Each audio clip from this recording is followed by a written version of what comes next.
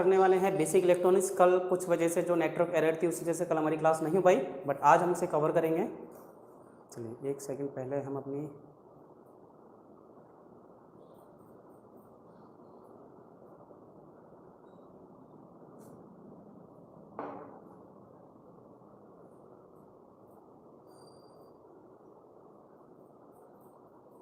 चलिए सभी लोग लाइव जुड़ जाएंगे, फिर हम अपनी क्लास को स्टार्ट करते हैं।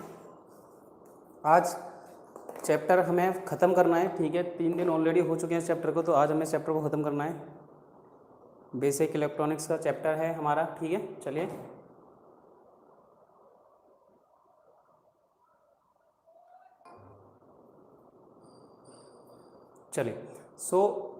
बात क्या करनी है हम लोगों को आज की क्लास में। गुड मॉर्निंग पवन टाउन। बेसिक इलेक्ट्रॉनिक्स में कल मैंने आपको डायोड्स के टाइप पढ़ा दिए थे, ठीक है। काफ़ी सारे डायोड थे जिनके टाइप मैंने आप लोगों को ऑलरेडी कवर करवा दिए हैं, ठीक है। बात करें डायोड के टाइप्स में, तो देखिए क्या क्या चीज़ें थी। सबसे पहले आपको मैंने क्या पढ़ाया था, पी एन जंक्शन डायोड, उसके बाद लाइट इमिटिंग डायोड, उसके बाद में वैरेक्टर डायोड पढ़ा था। लाइट इमिटिंग डायोड और पी एन जंक्शन डायोड क्या होता था, फॉरवर्ड बायसिंग में काम करता था, जबकि आपका वैरेक्टर डायोड रिवर्स बायसिंग में, जेनर डायोड रिवर्स बायसिंग में काम करता था, और तीसरा था फोटो कंडक्टिव डायोड जो कि रिवर्स बायस में काम करता था। ये 3 तरह के डायोड हमने पढ़ लिए थे। इसके बाद में मैंने आपको बताया था हीट सिंक, यानी कि जब हमारा पी एन जंक्शन काम करता है तो उसके जंक्शन पे हीट बहुत ज़्यादा होती है जिससे वो गर्म हो जाता है, तो उस हीट को एब्जॉर्ब करने के लिए हीट सिंक का इस्तेमाल किया जाता है, ठीक है। उस एक्स्ट्रा हीट को सिक्योर करने के लिए हीट सिंक का इस्तेमाल किया जाता है, ये भी आप लोगों को पढ़ा दिया था। Good morning Hemant. चलिए तो एक टॉपिक है छोटा सा, देख लो, उसको छोड़ना नहीं है। ऐसा नहीं कि अपन एक टॉपिक है उसे छोड़ेंगे, उस टॉपिक को भी कवर करना है। तो हम देखेंगे अपना अगला टॉपिक है हीट सिंक, ठीक है। छोटी सी चीज है उसको पढ़ लेते हैं।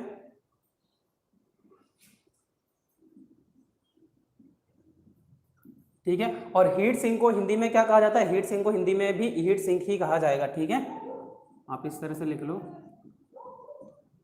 बस ये जैसा का जैसा इंग्लिश में लिखा हुआ है वैसा का वैसा उसे एज इट इज हिंदी में लिख देंगे। चलिए अब हीट सिंक के बारे में बात करते हैं कि हीट सिंक क्या होता है और ये कैसे काम करता है। चलिए सबसे पहले देखेंगे हीट सिंक के बारे में। खास बात क्या है कि डायोड के अंदर जब हम काम में लेते हैं तो उसके जंक्शन पर बहुत ज्यादा टेम्परेचर बढ़ जाता है। अब ड्यू टू टेम्परेचर, जैसे ही टेम्परेचर इंक्रीज होता है, उस इंक्रीज टेम्परेचर की वजह से, गुड मॉर्निंग लखन पंकज, तो उस इंक्रीज टेम्परेचर की वजह से क्या होता है, उसका तापमान बहुत ज्यादा बढ़ जाएगा, है कि नहीं। तो डायोड जंक्शन का तापमान बढ़ने के कारण विद्युत शक्ति ऊष्मा के रूप में क्षय होती है।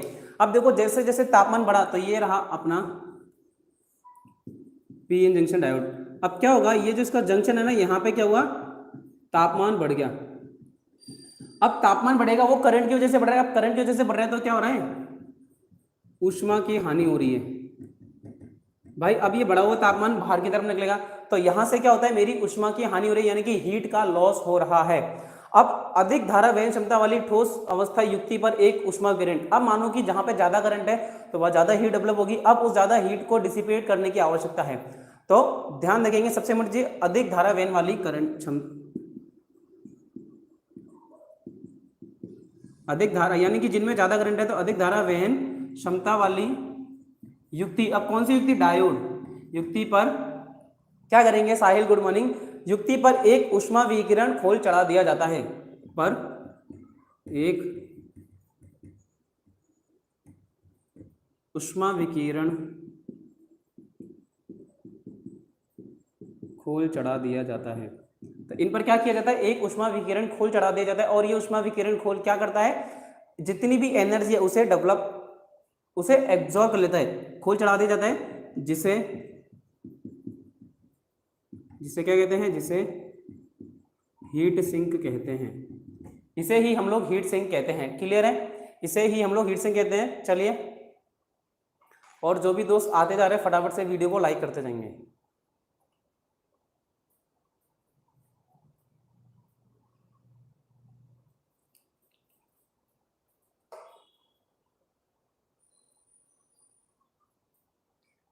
ठीक है, चलो। सो ये चीज हो गई हीट सिंक के बारे में। हीट सिंक के बारे में आपसे सिंपल सी चीजें पूछेगा, वो आपको बतानी है। खास बात क्या है, इसका शेप यू होता है, ठीक है। यानी कि जो हीट सिंक है ये यू शेप में बनाया जाता है। हीट सिंक यू शेप में बनाया जाता है। ठीक है, चलिए ज्यादातर यू शेप में बनाएंगे। तो हीट सिंक वाला टॉपिक आई होप क्लियर है आप सभी लोगों के। अब हमें पढ़ना है मोस्ट इंपोर्टेंट टॉपिक रेक्टिफायर। अच्छा, अब बता दो मुझे, रेक्टिफायर हमारा अगला टॉपिक है और रेक्टिफायर के बारे में आप क्या जानते हो? रेक्टिफायर के बारे में आप लोग क्या जानते हो, फटाफट से मुझे कमेंट करके बताएंगे सभी लोग। भाई जिस जिस बच्चे को रेक्टिफायर के बारे में कुछ जानकारी है फटाफट से मुझे कमेंट करके बताओ। कौन कौन जानता है रेक्टिफायर के बारे में? रेक्टिफायर क्या काम करती है, कौन कौन जानता है, कमेंट करके बताओ।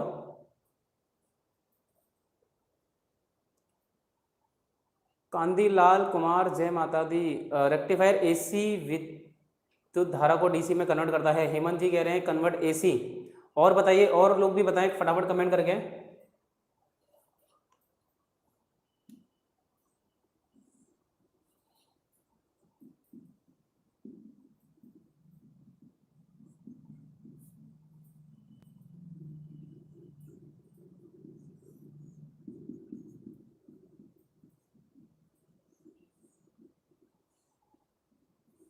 हेमंत प्रजापत, और बताओ।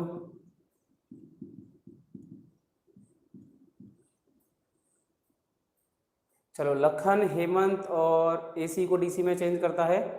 पंकज का कमेंट आ गया है। और इसके अलावा वेदपाल सेन, वेदपाल जी नमस्कार, स्वागत है आपका। वेदपाल जी कमेंट करके बताओ क्या आप पहली बार क्लास में आए हो, और आए हो तो कमेंट करके बताइए आप कहाँ से हैं। ठीक है, वेरी गुड, सभी लोगों का आंसर बिल्कुल सही है। रेक्टिफायर एसी को डीसी में कन्वर्ट करता है।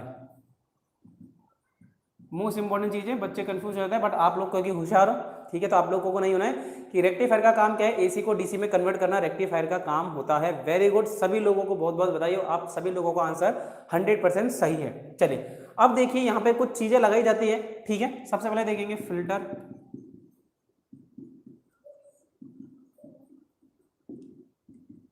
चलिए अब एक एक करके से समझते हैं क्या होता है। सबसे पहले देखो स्टेप डाउन ट्रांसफार्मर, यानी कि मेरे पास 230 वोल्ट सप्लाई आई है या 440 वोल्ट है, उसे मुझे पहले तो स्टेप डाउन करना है, यानी कि जितना वोल्टेज मुझे चाहिए। तो देखिए सबसे पहले यहाँ पे यानी कि ये स्टेप डाउन ट्रांसफार्मर यानी कि एसी, तो यहाँ पे एसी वेवफॉर्म आएगी। उसके बाद रेक्टिफायर के थ्रू इस एसी सप्लाई को डीसी सप्लाई में चेंज किया जाएगा। तो देखिए अब रेक्टिफायर के टाइप के अकॉर्डिंग देखेंगे तो ये इस तरह से रेक्टिफायर वेव में कन्वर्ट करता है। Good morning Tanzeel. अब रेक्टिफायर क्या होता है, प्योर एसी नहीं देता, कभी भी प्योर डीसी नहीं देता। इस प्योर डीसी को कन्वर्ट करने का काम करता है फिल्टर। ठीक है, इस तरह की एसी देता है और इसके बाद रेगुलेटर के द्वारा इसके वोल्टेज को कम और ज्यादा किया जा सकता है। तो इस तरीके से ऐसा नहीं कि एक रेक्टिफायर के लिए सिर्फ आपको रेक्टिफायर चाहिए, नहीं, रेक्टिफायर को यानी कि एसी को डीसी में बदलने के लिए आपको क्या क्या चाहिए, पहले ट्रांसफार्मर, रेक्टिफायर, रेक्टिफायर के साथ कनेक्टेड रहता है फिल्टर, और फिल्टर के साथ कनेक्टेड रहता है रेगुलेटर, तब कहीं जाके आपको डीसी मिलती है। तो जो आपको एक बॉक्स दिखता है भाई रेक्टिफायर वाला, उस बॉक्स के अंदर ये सारी चीजें भी लगी रहती है। उस एक बॉक्स के अंदर ये सारी चीजें इनबिल्ट रहती है, यानी कि लगी रहती है। चीज क्लियर है सबको? क्लियर है कि भाई रेक्टिफायर किस तरह से, सबसे इंपॉर्टेंट चीज देखो कि रेक्टिफायर किस प्रकार से आपका एसी को डीसी में, तो यहां देखो यहां क्या था, एसी थी, और फाइनली यहां मुझे आउटपुट में क्या मिल गई, डीसी। और डीसी भी कैसी, शुद्ध, एकदम शुद्ध डीसी प्राप्त हो गई। ठीक है सर जी, क्लियर नहीं दिख रहा है? क्लियर नहीं दिख रहा है जिन लोगों को, फटाफट से पिक्सल इंक्रीज करो। आप अपने पिक्सल कम से कम 480 या 720 पे रखो, तभी आपको दिखेगा। 480 या 720 पे पिक्सल रखोगे दिखेगा। अच्छा ये बताओ, ये रेक्टिफायर क्लियर है ना सबको? क्लियर है? बस अब हमें आगे बढ़ना है और अब हम पढ़ेंगे रेक्टिफायर के बाद में रेक्टिफायर के टाइप्स। तो देखो रेक्टिफायर तीन तरह के हम लोगों को पढ़ना है, half wave rectifier, full wave rectifier और फुल वेव ब्रिज रेक्टिफायर। एक एक करके पढ़ेंगे डिटेल में सब कुछ अच्छे से। ठीक है, चलिए और अब देखते हैं रेक्टिफायर में सबसे पहला आता है हाफ वेव रेक्टिफायर। ठीक है, यहां से स्टार्ट करते हैं हम लोग।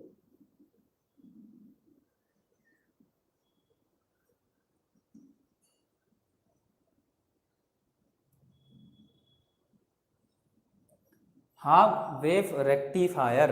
ठीक है, सबसे पहली चीज क्या पढ़नी है हम लोगों को, हाफ वेव रेक्टिफायर। तो what is half wave rectifier? अब देखो वही हाफ वेव है, तो एसी को डीसी में कन्वर्ट करने का काम तो करेगा, सीधी सी बात है। रेक्टिफायर है तो एसी को डीसी में कन्वर्ट करेगा, लेकिन यहाँ पे हम लोग कह रहे हैं हाफ वेव, यानी कि ये सिर्फ हाफ वेव को, अभी देखिए एसी में कितनी वेव होती है, तो ये एक पूरी साइकिल हो गई, यानी कि इतनी सी साइकिल को मैं कहूंगा हाफ, और ये अनदर हाफ, ये बन के पूरी बनेगी।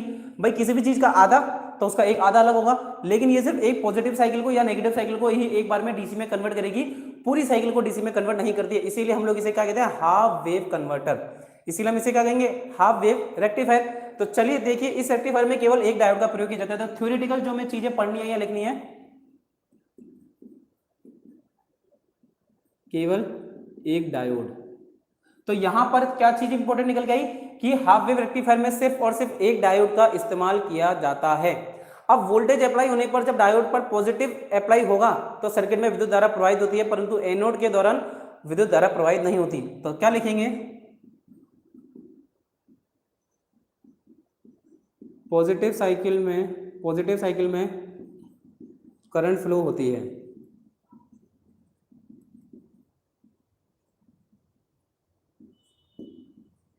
तथा नेगेटिव साइकिल में नहीं होती है। तो ध्यान रखिए, पॉजिटिव साइकिल में तो करंट फ्लो होगी, बट नेगेटिव साइकिल में कभी भी करंट फ्लो नहीं होती है।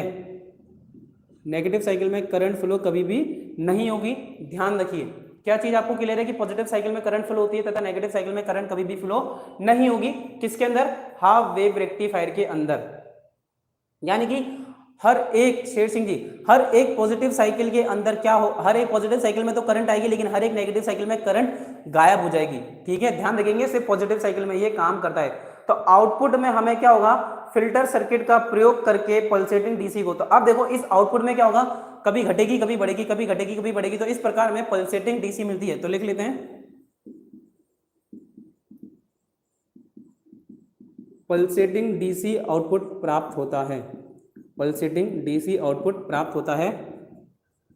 फिर हम लोग क्या करेंगे, फिल्टर लगाकर प्योर डीसी, फिल्टर लगाकर प्योर डीसी प्राप्त की जाती है। तो हम लोग फिल्टर लगाकर प्योर डीसी प्राप्त कर लेते हैं। तो ये 4-5 वो पॉइंट है जो कि आपको एग्जाम की दृष्टि से, ठीक है, एग्जाम पॉइंट ऑफ व्यू से याद करके रखने हैं। अब बात करते हैं इसका डायग्राम किस तरह से काम करता है। तो देख लो, इसका सबसे पहले आपको डायग्राम बना के दिखा देता हूं। यहाँ देखो, यहाँ जगह है थोड़ी सी, ठीक है, तो मैं यहाँ पहले एक बेसिक डायग्राम है, ठीक है, कुछ नहीं करना। देखो, दिख रहा है सब लोगों को डायग्राम? भाई डायग्राम विजिबल है ना? ये जो मैं ज्यादा नीचे बना रहा हूं तो ऐसा तो नहीं ज्यादा नीचे बन गया, डायग्राम ना दिख रहा हो आप लोगों को? ठीक है, पर डायग्राम सब लोगों को दिखना चाहिए।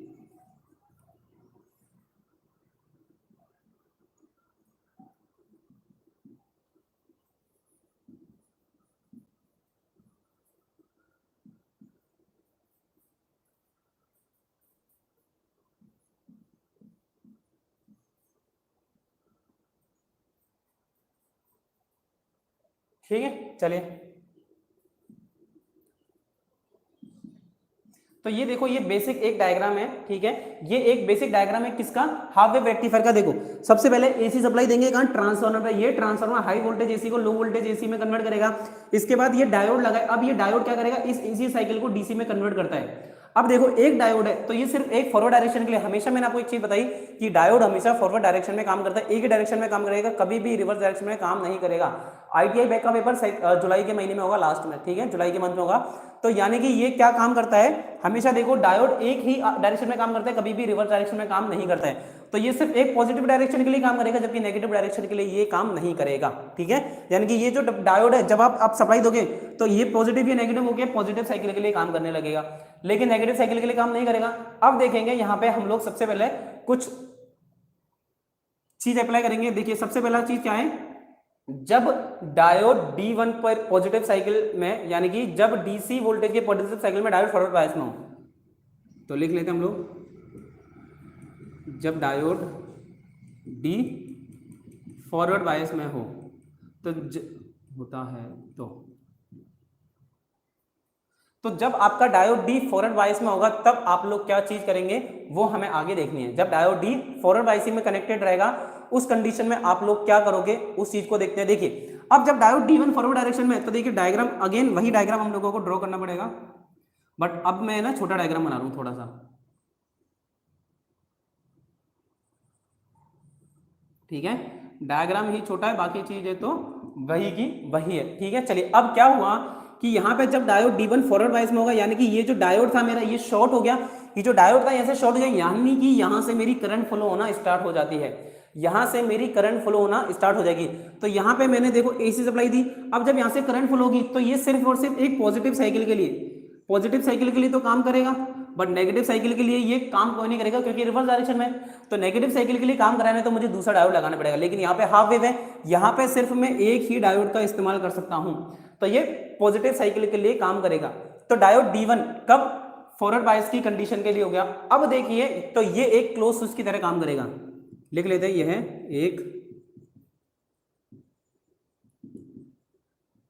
यह एक क्लोज स्विच की तरह कार्य करता है। तो ये एक क्लोज स्विच की तरह काम करेगा। दूसरी चीज देखेंगे, जब डायोड D1 रिवर्स बायस में हो, जब डायोड D रिवर्स बायस में हो, तो अब जब डायोड D रिवर्स बायस में होगा उस कंडीशन में क्या होगा, देखिए अगेन वही डायग्राम आप लोगों को ड्रॉ करना है।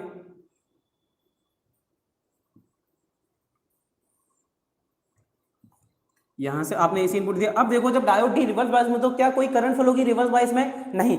तो यहाँ पे सिर्फ एक ही डायोड है, तो उस डायोड के अंदर तो रिवर्स बायस में करंट फ्लो नहीं होगी, तो इसीलिए यहाँ पे ये एक ओपन सर्किट की तरह बिहेव करता है। दूसरी कंडीशन में ये एक ओपन स्विच की तरह काम करता है, ठीक है। अब देखो कि ये जो इनपुट मैंने दिया और आउटपुट को आप किस तरह से बना सकते हैं, देखिए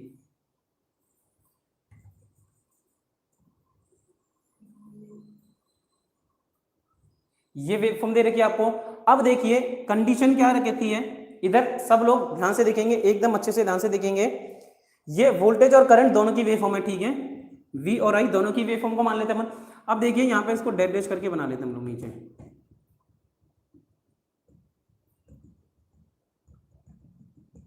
ठीक है। चलिए तो ये हो गया आपका इनपुट, ये इनपुट की वेवफॉर्म है। अब यहाँ पे मैं आउटपुट की वेवफॉर्म ड्रॉ कर रहा हूं, तो मैंने बोला देखो ये कंडीशन क्या है, जब डायोड ऑन है, ठीक है, D ऑन, और ये कंडीशन कब है, जब डायोड ऑफ है, फिर डायोड ऑन और यहाँ पे डायोड ऑफ है।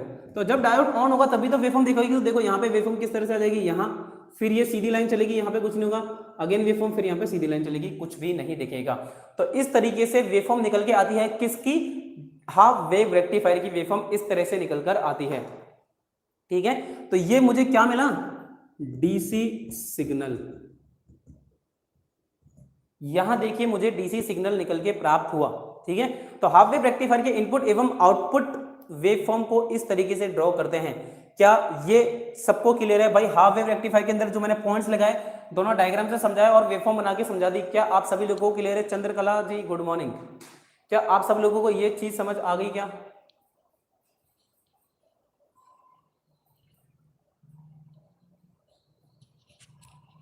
जल्दी से देखो, तब तक मैं पानी पी लेता हूँ, आप लोग इसको गौर से देखो, ठीक है, समझ आना चाहिए सबको।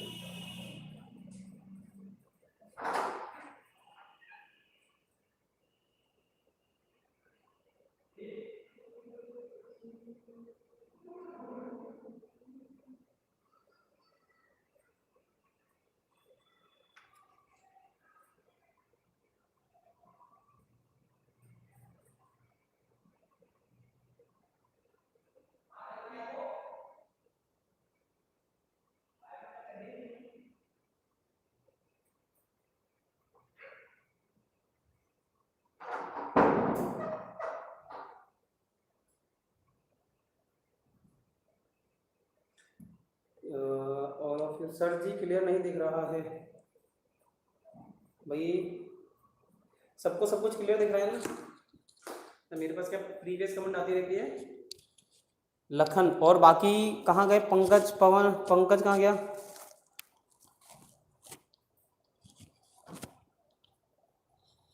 सब लोगों को बताया करो कि समझ आया या नहीं आया, ठीक है, समझ आ गया ना। फिर इसको मिटा दूं, बताओ आगे पढ़ना है अपने को, आज चैप्टर खत्म करना है। आज की क्लास तो 1.5 घंटा चलने वाली है, पक्की बात है।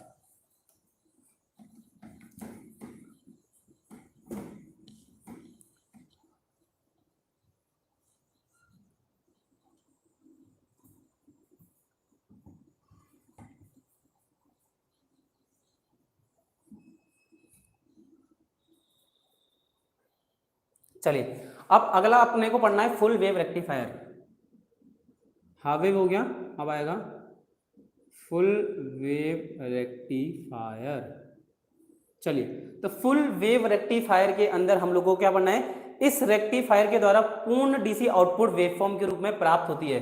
तो फुल आउटपुट में फुल वेव प्राप्त होती है, लिख लेते हैं।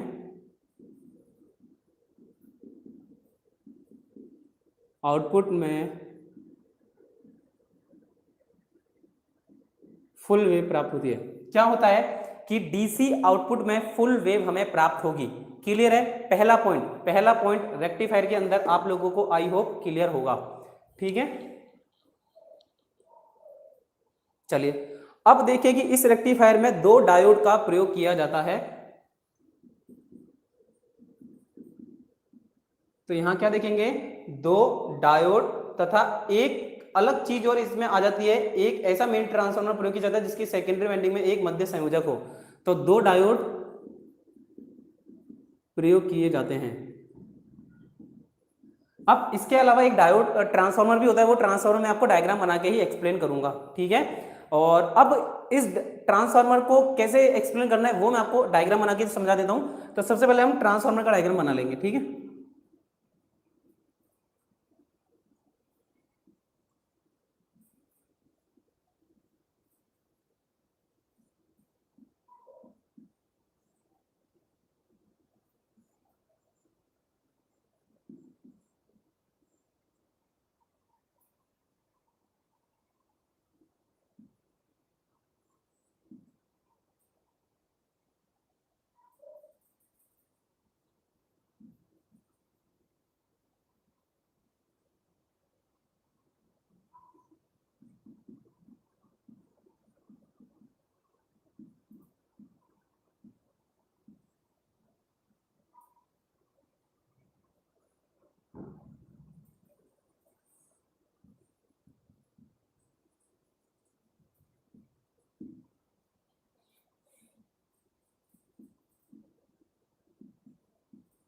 चलिए तो ये मेरे पास डायग्राम बन गया। अब देखिए यहाँ पे एक ट्रांसफार्मर है, लेकिन अब इस ट्रांसफार्मर में मैंने क्या करा, बीच में से एक टेपिंग निकाली और वहां पे लोड रेजिस्टेंस कनेक्ट कर दिया। बीच में से एक टेपिंग निकाली और लोड रेजिस्टेंस आरएल यहाँ पे कनेक्ट कर दिया।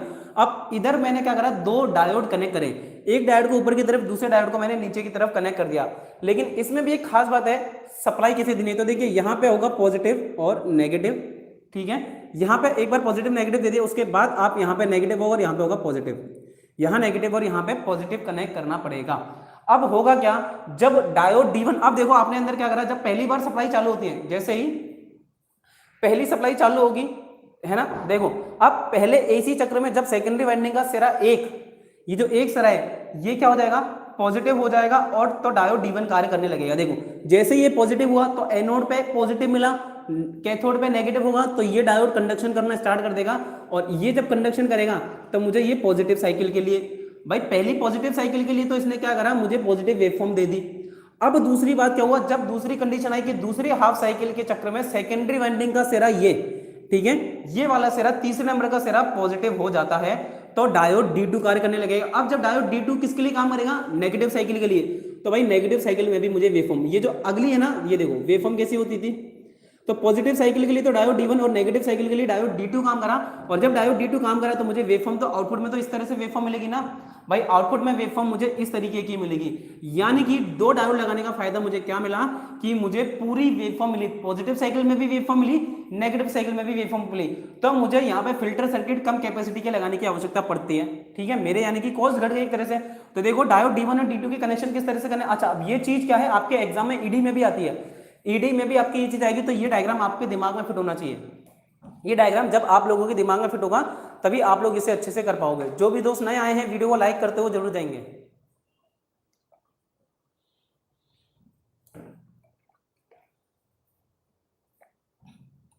ठीक है, क्लियर है, यानी कि डायोड D1 और डायोड D2 दोनों एक अच्छे तरह से कार्य करेंगे। डायोड D1 और डायोड D2 दोनों काम करेंगे। डायोड D1 पॉजिटिव साइकिल के लिए और डायोड D2 नेगेटिव साइकिल के लिए काम करेगा। आपसे एग्जाम में ऐसे क्वेश्चन पूछा जा सकता है, बताइए हाँ फुल वेव रेक्टिफायर में डायोड D1 किस साइकिल के लिए काम करेगा। तो लिख देता हूं मैं यहाँ पे, डायोड D1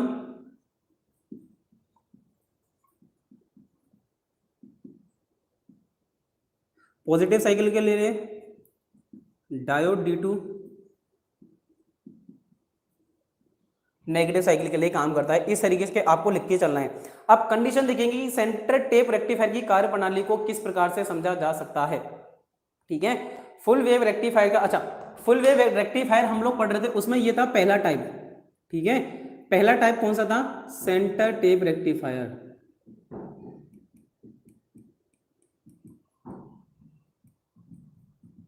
यानी कि भाई देखो, हमने सेंटर को टेपिंग निकाल दी, मैंने स्टार्टिंग में बोला था ना कि एक टेपिंग निकाल देती है, लेकिन अब हमें इसको पढ़ना है कि भाई किस कंडीशन में कौन सा काम करेगा। तो देखिए पहली कंडीशन, एसी इनपुट की पॉजिटिव साइकिल में। ठीक है, पहला आता है कि जब एसी इनपुट की पॉजिटिव साइकिल काम करेगी तो उस कंडीशन में कैसा हो जाएगा मेरा डायग्राम देखो। ठीक है, मैं इस तरह वाला डायग्राम नहीं बनाऊंगा, सिर्फ इस तरह वाला डायग्राम बना रहा हूं। ठीक है,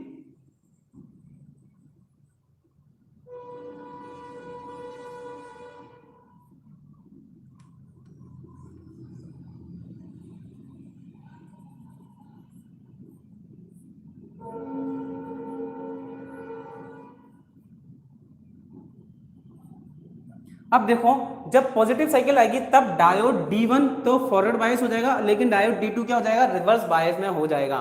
ठीक है, डायोड D2 रिवर्स बायस में हो जाएगा, यानी कि ये तो हो गया क्लोज स्विच और ये हो गया मेरा ओपन स्विच। तो इस कंडीशन में जो मुझे वेवफॉर्म प्राप्त होगी, आउटपुट में ये वेवफॉर्म प्राप्त हो जाएगी पॉजिटिव साइकिल के लिए, क्योंकि पॉजिटिव साइकिल के लिए मेरा एक डायरेक्शन में काम करने वाला एक डायोड है। अब जब ये बात करेंगे हम लोग बी ऑप्शन की, एसी इनपुट की नेगेटिव साइकिल के लिए, एसी इनपुट की नेगेटिव साइकिल के लिए, तो जब एसी इनपुट की नेगेटिव साइकिल के लिए आप लोग काम करेंगे तब डायोड D1 तो क्या हो जाएगा, ओपन सर्किट हो जाएगा, लेकिन डायोड D2 आपका देखिए शॉर्ट सर्किट हो गया। ये अगेन डायोड D1, ये डायोड D2, तो डायोड D1 ओपन हो गया, डायोड D2 शॉर्ट सर्किट हो जाएगा। फिर इस कंडीशन में देखिए वेवफॉर्म कैसी मिलेगी आपको, इस तरह की वेवफॉर्म मिलेगी। भाई यहाँ पे मुझे ऑलरेडी वेवफॉर्म मिल चुकी है और D2 कंडीशन में मुझे इस तरह की कुछ वेवफॉर्म प्राप्त हो जाती है, यानी कि उस समय पे डायोड D1 फॉरवर्ड बायस हो गया और ये इस समय पे क्या है, रिवर्स बायस, और डायोड D2 हो गया फॉरवर्ड बायस। सेम कंडीशन ये स्टार्टिंग में ये डायोड D1 फॉरवर्ड बायस था और ये रिवर्स बायस था। तो ध्यान रखना है डायोड हमेशा फॉरवर्ड बायसिंग में काम करता है, रिवर्स बायसिंग में काम नहीं करेगा अपना। ठीक है, अब ये चीज समझ आ गई। अब इसको अपन लोग अच्छे से डायग्राम के थ्रू एक्सप्लेन करते हुए चलेंगे।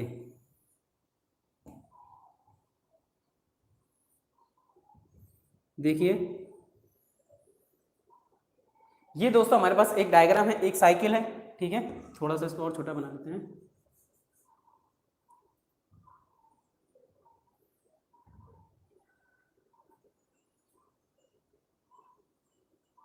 ठीक है, ये हो गया।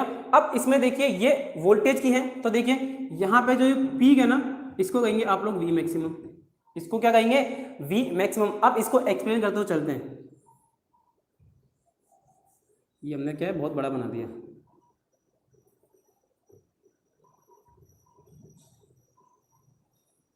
चलो तो ये देखो, इसको इस तरीके से पूरा नीचे तक लेके आ जाओ।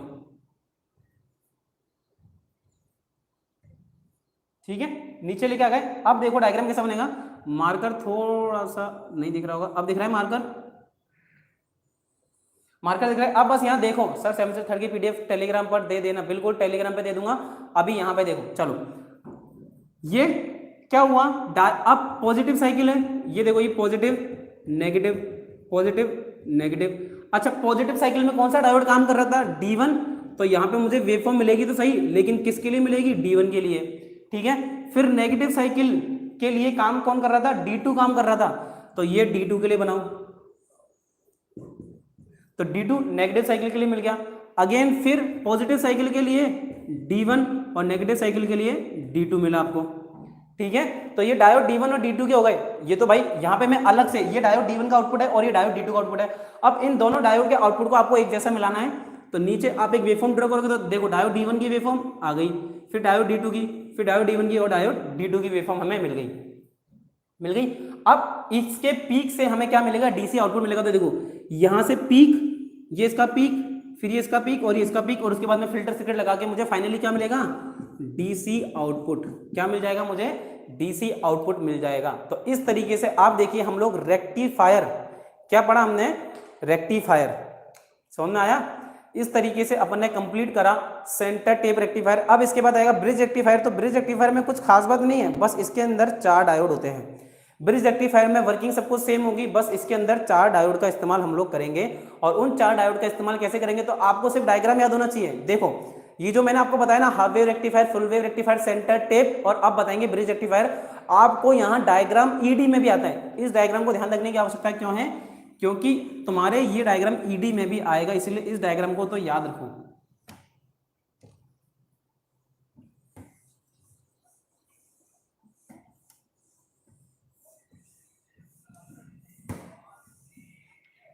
ठीक है, इस डायोड को इस डायग्राम को याद रखने की जरूरत क्यों है, क्योंकि ये आपने ईडी में भी आता है। चलिए अब फटाफट से हम लोग देखेंगे last centre tap bridge rectifier. ये फुल वेव रेक्टिफायर में क्या है, ब्रिज रेक्टिफायर।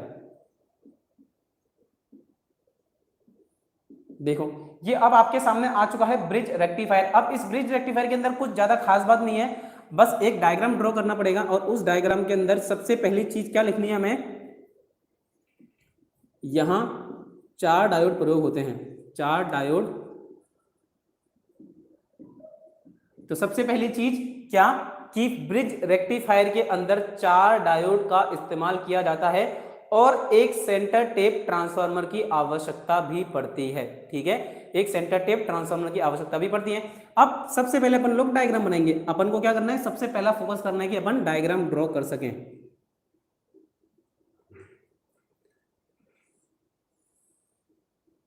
सबसे पहले क्या करो, ये काजू कतली बना लो।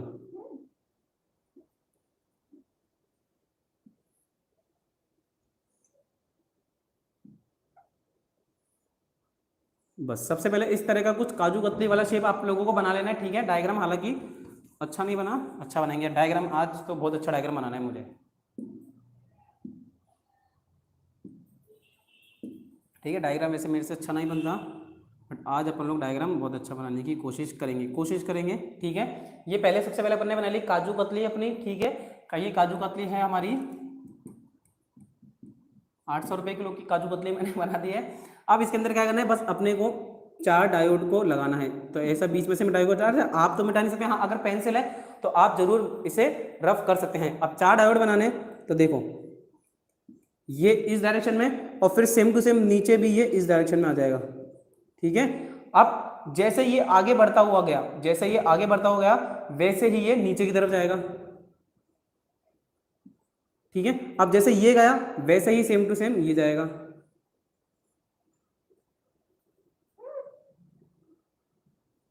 ठीक है, तो इस तरीके से बन गए आपके डायोड। क्या बन गए, डायोड। अब देखो डायोड D1, D2, D3 और D4 डायोड हमने ड्रॉ कर लिए। लेकिन साथ के साथ देखो यहाँ पे आपको ट्रांसफार्मर भी बनाना था, तो ये आपका ट्रांसफार्मर रह गया। ठीक है, और एक ट्रांसफार्मर हमारे इनपुट साइड पर था, तो उसको तो छोड़ो, ये इनपुट साइड का ट्रांसफार्मर कहीं दीवार में खो गया। ठीक है, ये आउटपुट साइड का ट्रांसफार्मर हो गया। तो ये फिर इधर से भी एक पॉइंट निकलेगा, इधर से भी एक पॉइंट निकलेगा आपके, और यहां जुड़ जाएगा रेजिस्टेंस। कौन सा, RL रेजिस्टेंस जुड़ जाएगा। ठीक है, RL रेजिस्टेंस। अब सबसे खास बात है डायरेक्शन। तो देखो ये जो एरो लगा रहता है ना, मैंने क्या बताया था, ये देखो ये जो डायोड है ये इस तरह का एक एरो है। तो इस एरो की डायरेक्शन में हमेशा करंट फ्लो होगी। तो यहां से तो मुझे डायरेक्शन मिलेगी ये वाली, फिर यहां से मिलेगी डायरेक्शन ये वाली, यहां से मिलेगी डायरेक्शन ये, और यहां से मिलेगी ये वाली। सबसे खास बात क्या है कि आपको इस डायोड के अंदर ये डायरेक्शन याद रखनी पड़ती है। तो देखो स्टार्टिंग करंट फ्लो होगी, इधर करंट फ्लो होगी, तो करंट एक तो यहाँ जाएगी, यहाँ जाएगी, तो भाई डायरेक्शन के तीर भी यहाँ गए। फिर जब यहाँ जाएगी तो करंट नीचे जाएगी, तो यहाँ तीर दे दो, और यहाँ से करंट ऊपर जाएगी तो तीर का निशान इस तरफ से दे दो। बस समझ गए, तो करंट को आप इस तरीके से दे सकते हो। बस अब देखो अब क्या होगा, ये जब डायोड पॉजिटिव साइकिल में काम करेंगे, तो मैं लिख देता हूं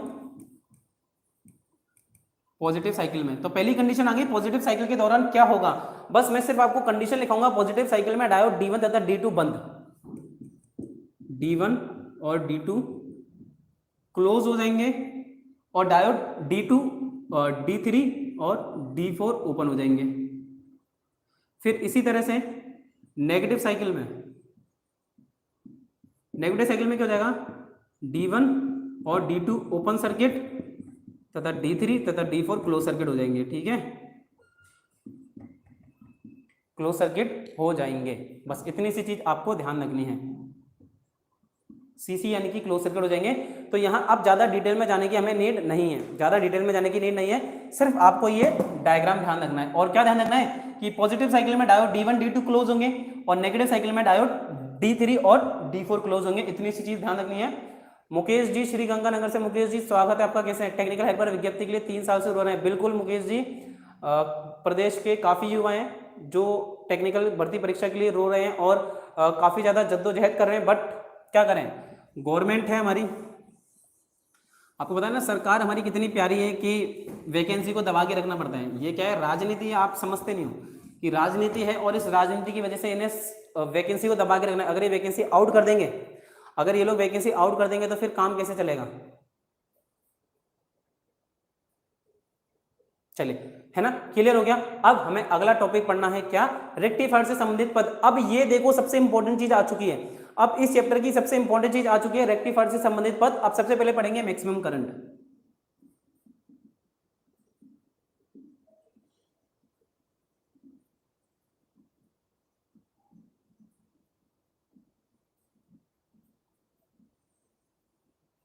अच्छा, कल मैंने एक वीडियो बनाई थी जो कि अपने टेलीग्राम चैनल पे है, तो टेलीग्राम चैनल पे जो वीडियो है वो सिर्फ अजमेर के लोगों के लिए है, ठीक है। स्पेशली मैं अजमेर राजस्थान से हूँ, तो स्पेशली अजमेर के लोगों के लिए वो वीडियो है जो मैंने टेलीग्राम चैनल पे डाली है।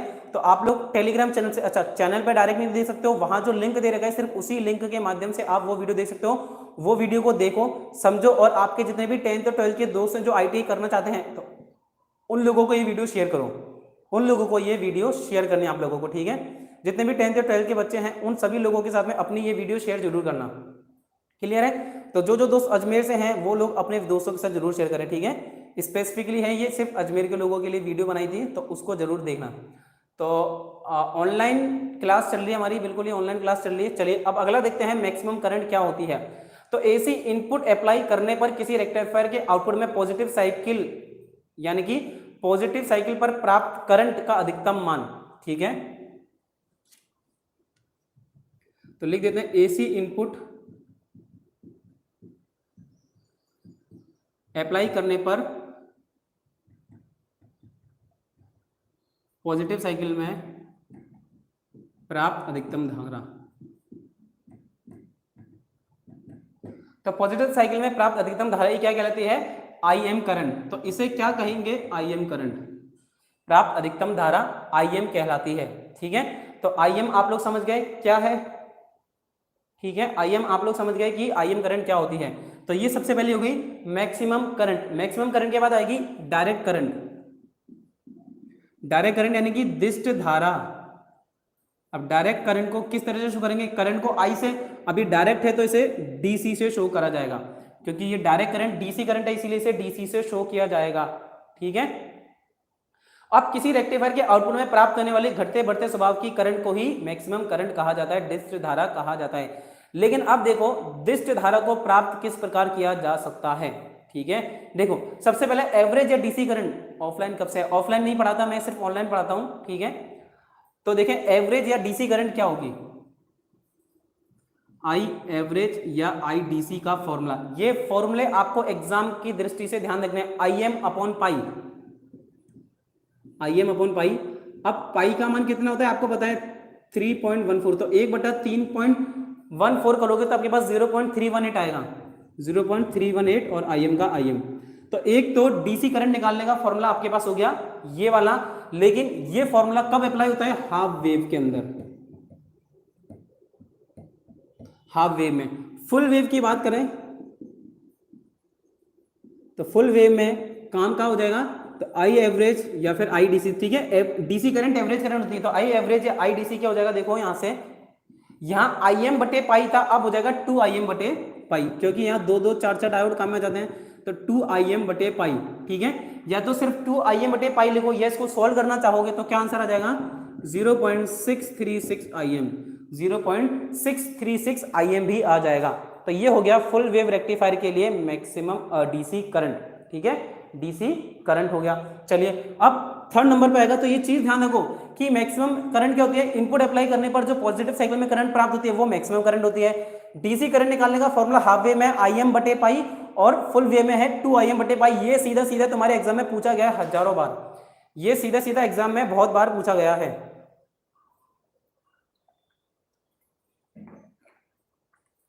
चलिए इसके बाद थर्ड नंबर पे आएगा आरएमएस करंट। थर्ड नंबर पे जो आपकी चीज समझ निकल के आती है वो है आरएमएस करंट। ठीक है, आरएमएस करंट, इसको शॉर्ट में क्या लिखेंगे, करंट का आई और आरएमएस का आरएमएस। अब आरएमएस क्या होता है, रूट मीन स्क्वायर। आरएमएस का ध्यान रखना, रूट मीन स्क्वायर आरएमएस का पूरा नाम होता है। तो किसी भी रेक्टिफायर के आउटपुट में क्या होता है, फिल्ट्रेशन से पूर्व सामान्य प्रकार के अमीटर द्वारा नापी गई करंट। अब डीसी मिल गई आपको, अब उस डीसी मिलने से पहले, डीसी को फिल्टर करने से पहले नापी गई करंट क्या कहलाती है, आरएमएस करंट कहलाती है। तो ये सामान्य करंट वोल्टेज मापक यंत्र करंट मीटर या अमीटर या वोल्टमीटर से नापी जा सकती है। और आरएमएस करंट अधिकतम करंट से निम्न प्रकार प्राप्त होती है। अब आरएमएस करंट अलग से नहीं निकालोगे, इसे आरएमएस करंट को अलग से कैसे निकाला जाएगा, देखिए। तो आई आरएमएस इज इक्वल टू क्या हो जाएगा, IM बटे रूट 2।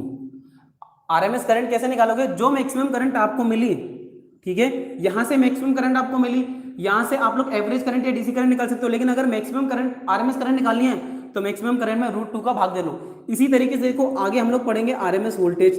तो आरएमएस वोल्टेज कैसे निकालेंगे, मैक्सिमम वोल्टेज बटे रूट 2। ठीक है, मैक्सिमम वोल्टेज बटे रूट 2।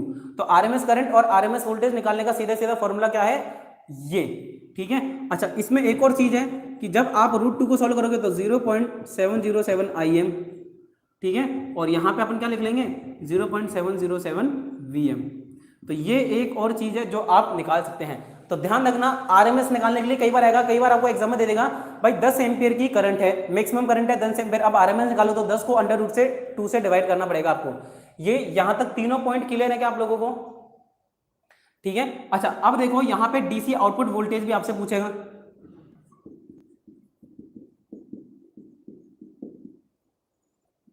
तो जिस तरीके से डीसी करंट निकाली थी उसी तरीके से डीसी वोल्टेज निकालोगे। तो वी डीसी या वी एवरेज क्या हो जाएगा, आईएम की जगह क्या हो जाएगा, वीएम अपॉन पाई। आईएम की जगह अब क्या निकल के आ जाएगा दोस्तों, वीएम अपॉन पाई। लेकिन ये हो गया देखो 0.318 वीएम, लेकिन ये किसके लिए था, हाफ वेव के लिए। फुल वेव की बात करेंगे तो क्या आ जाएगा, फुल वेव के लिए 2Vm अपॉन पाई, जो कि हो जाएगा 0.3636 Vm, और ये हो गया फुल वेव के लिए। समझ रहे हो। तो देखो डीसी करंट हो या डीसी वोल्टेज हो, डीसी करंट होगी तो IM बटे पाई, डीसी वोल्टेज होगा तो VM बटे पाई। हाफ वेव के लिए, फुल वेव में 2IM अपॉन पाई करंट के लिए, 2VM अपॉन पाई वोल्टेज के लिए। आरएमएस करंट हो या आरएमएस वोल्टेज हो, जो भी करंट मैक्सिमम होगा, वोल्टेज मैक्सिमम होगा, उसमें रूट 2 को डिवाइड कर देना और आपका आरएमएस वैल्यू आ जाएगी। तो आरएमएस और डीसी वैल्यू दोनों आप लोगों को निकालनी आनी चाहिए। ठीक है, क्लियर है। चलो तो इसे मैं रफ कर दूं, एक बार कमेंट करके बता दो तो मैं इसे मिटा दूं।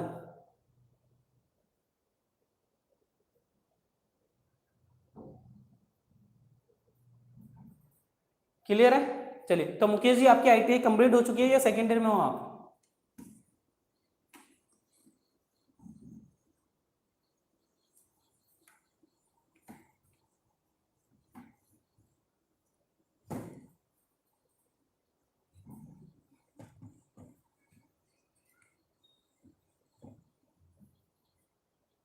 चलिए अब देखेंगे peak inverse voltage.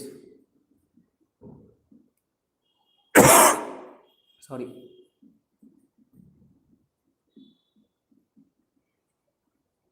Peak inverse voltage मैंने आपको कल भी पढ़ाया था, अगर ध्यान हो तो पीक इनवर्स वोल्टेज के बारे में मैंने आपको कल भी थोड़ा बहुत चीजें बताई थी।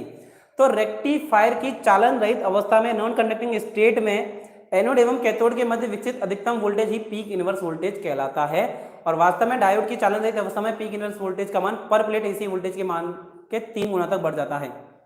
तो क्या लिखेंगे, चालन रहित अवस्था में, ठीक है, यानी कि जब आपका डायोड काम नहीं कर रहा है, कर दो सर, क्या कह रहे हो आप, कर दो, अच्छा मिटा दूं, ठीक है। तो चालन रहित अवस्था में एनोड एवं कैथोड के मध्य विकसित अधिकतम वोल्टेज, ठीक है, जब मेरा लोड कोई अप्लाई नहीं है तो चालन रहित अवस्था में एनोड व कैथोड के मध्य अधिकतम वोल्टेज, अधिकतम वोल्टेज PIV कहलाता है। ठीक है, PIV कहलाता है।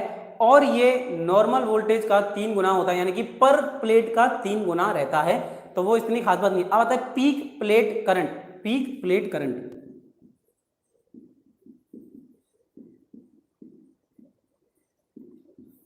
अब देखेंगे कि पीक प्लेट करंट क्या होता है। तो किसी भी रेक्टिफायर में से फ्लो होने वाली अधिकतम धारा, लिख लेते हैं, किसी भी रेक्टिफायर में से फ्लो होने वाली अधिकतम धारा, तो किसी भी रेक्टिफायर में से फ्लो होने वाली अधिकतम धारा को पीक इनवर्स वोल्टेज कहा जाता है।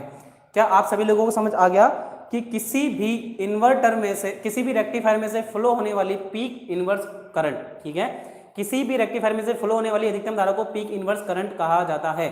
लोड करंट, रेक्टिफायर में लोड को प्रदान की गई करंट लोड करंट कहलाती है। अब आता है रिपल फ्रीक्वेंसी, सबसे इंपॉर्टेंट डेफिनेशन आती है। अब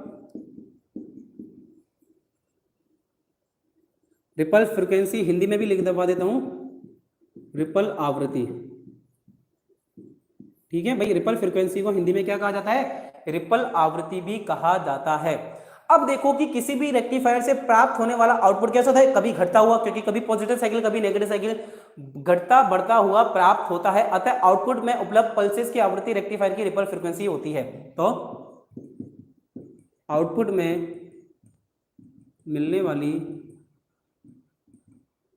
वाली पल्स, आउटपुट कैसा मिलता है? कभी घटता हुआ, कभी बढ़ता हुआ, कभी घटता हुआ, कभी बढ़ता हुआ। तो आउटपुट में मिलने वाली पल्स की आवृत्ति, आउटपुट में मिलने वाली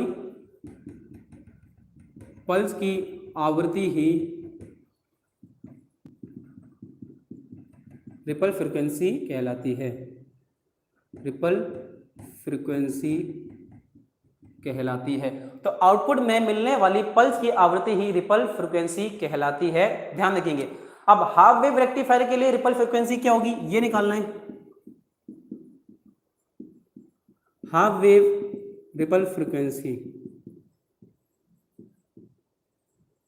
हाफ वेव के लिए रिपल फ्रीक्वेंसी क्या होगी? जो इनपुट की फ्रीक्वेंसी होगी, जो इनपुट की फ्रीक्वेंसी होगी वही हाफ वेव की फ्रीक्वेंसी होगी, ठीक है।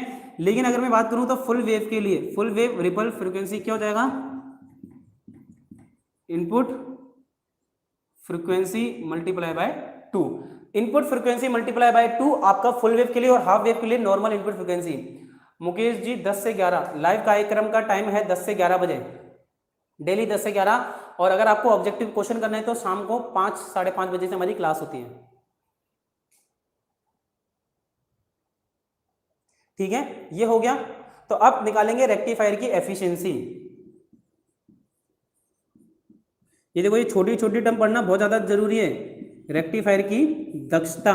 अब रेक्टिफायर की दक्षता कैसे निकालेंगे कि किसी भी रेक्टिफायर से प्राप्त आउटपुट डीसी शक्ति तथा अप्लाइड डीसी शक्ति का आउटपुट ही क्या कहलाता है? एफिशिएंसी। तो देखो एफिशिएंसी का फॉर्मूला क्या हो गया? देखो अपन को आउटपुट बटे इनपुट होता है, तो आउटपुट में क्या मिला? डीसी, तो डीसी पावर। इनपुट में आपने क्या दिया? एसी पावर, तो एसी पावर इंटू 100। भाई एफिशिएंसी आउटपुट बटे इनपुट होता है, तो आउटपुट में मुझे मिला डीसी, तो यहाँ लिख दिया पीडीसी। इनपुट क्या दिया था? एसी, तो ये एसी लिख दिया, इंटू 100 कर दिया, तो आपका निकल के आ जाएगा दक्षता। तो फुल वेव रेक्टिफायर की दक्षता हाफ वेव रेक्टिफायर की दक्षता की 2 गुना होती है। लिख लो, ये अपन ऐसे लिख लेते हैं, फुल वेव रेक्टिफायर की एफिशिएंसी बराबर होती है 2 गुना हाफ वेव। देखो हाफ वेव रेक्टिफायर की 2 गुना क्या होती है? फुल वेव रेक्टिफायर की दक्षता। तो मैं कहूंगा हाफ वेव की कितनी होती है? 40.6।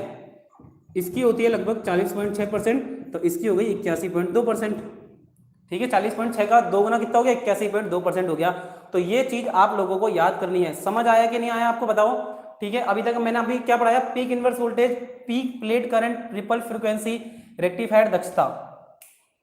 कमेंट करके फटाफट से सूचित करो समझ आ रहा है कि नहीं आ रहा है। कल मैं लगाई थी ना क्लास? हाँ बिल्कुल चंद्रकला जी, कल मैंने क्लास लगाई थी, आप आए नहीं थे। सिर्फ 2 ही बच्चे थे, चंद्रकला जी थे, चंद्रकला नहीं नायडू जी थे और पवन था। नायडू और पवन 2 ही लोग थे कल। भाई 5:30 मैंने 5:30 के बाद 1-2 मिनट लेट पढ़ाई थी क्लास।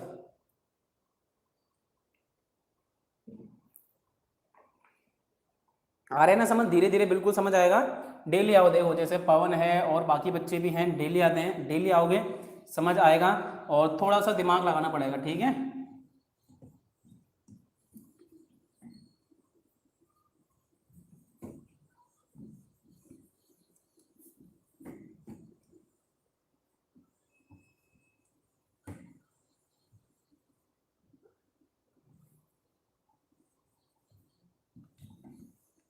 चलिए अब कुछ और डेफिनेशन रह गई, जिसमें है सबसे पहला रिपल फैक्टर।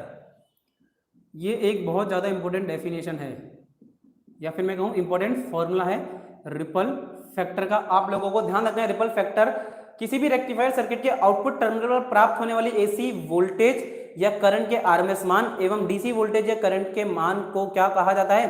तो आरएमएस मान और डीसी मान को क्या कहा जाता है? रिपल फैक्टर कहा जाता है। तो रिपल फैक्टर को के से शो किया जाता है, ध्यान रखेंगे, रिपल फैक्टर को के आर, ठीक है, के आर से शो किया जाएगा। अब मैंने क्या बताया? RMS upon DC. तो देखो आप ऐसे लिख लो, V R M S upon V D C, अगर वोल्टेज की फॉर्म में निकाल रहे हो, लेकिन अगर करंट की फॉर्म में निकाल लो तो I R M S upon I D C, ठीक है। ये निकल के क्या आया? Ripple factor. तो रिपल फैक्टर द्वारा ज्ञात होता है कि रेक्टिफायर से प्राप्त आउटपुट कितनी मात्रा में शुद्ध डीसी है, ठीक है। तो लिख लेते हैं, रिपल फैक्टर क्या? इसके द्वारा ज्ञात होता है कि आउटपुट में कितनी मात्रा में शुद्ध डीसी है। तो रिपल फैक्टर के द्वारा हम लोग ये ज्ञात कर सकते हैं कि जो हमारे पास डीसी आउटपुट निकल के आया है वहां पर कितनी शुद्ध मात्रा में डीसी उपलब्ध है या फिर भाई अशुद्धि है। तो ये हमें ज्ञात होता है किसके द्वारा? रिपल फैक्टर के द्वारा, ठीक है। क्लियर है? चलिए अब हम लोग अगला देखते हैं अपना फिल्टर सर्किट। अब अगला याद होगा, फिल्टर सर्किट पढ़ना है। तो देखो रिपल रेक्टिफायर पढ़ लिया। रेक्टिफायर से हमें क्या प्योर डीसी प्राप्त होती थी? नहीं, रेक्टिफायर से कभी भी प्योर डीसी प्राप्त नहीं होती थी। प्योर डीसी प्राप्त करने के लिए हम लोगों को फिल्टर सर्किट लगाना पड़ता था। तो वही फिल्टर अब हमें आगे पढ़ना है।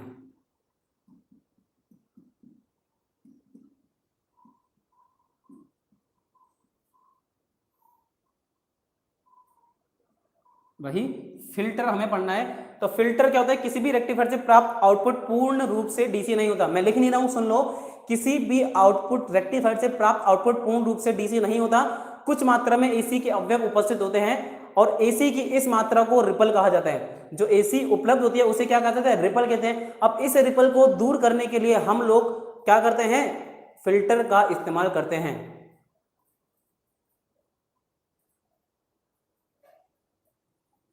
तो लिख लेता हूं मैं, फिल्टर के द्वारा किसी भी रेक्टिफायर के पल्सेटिंग डीसी, कैसा डीसी? पल्सेटिंग डीसी आउटपुट को प्योर डीसी में कन्वर्ट कर सकते हैं। क्या कर सकते हैं भाई? किसी भी पल्सेटिंग आउटपुट को हम लोग प्योर डीसी में कन्वर्ट कर सकते हैं। हाँ भाई, फिल्टर सर्किट के प्रकार पढ़ाएंगे, अभी रुक जाओ। क्या कह रहे हैं? सर जी रिपल फ्रीक्वेंसी समझ में नहीं आया। अच्छा, रिपल फ्रीक्वेंसी समझ नहीं आया। देखो ये देखो,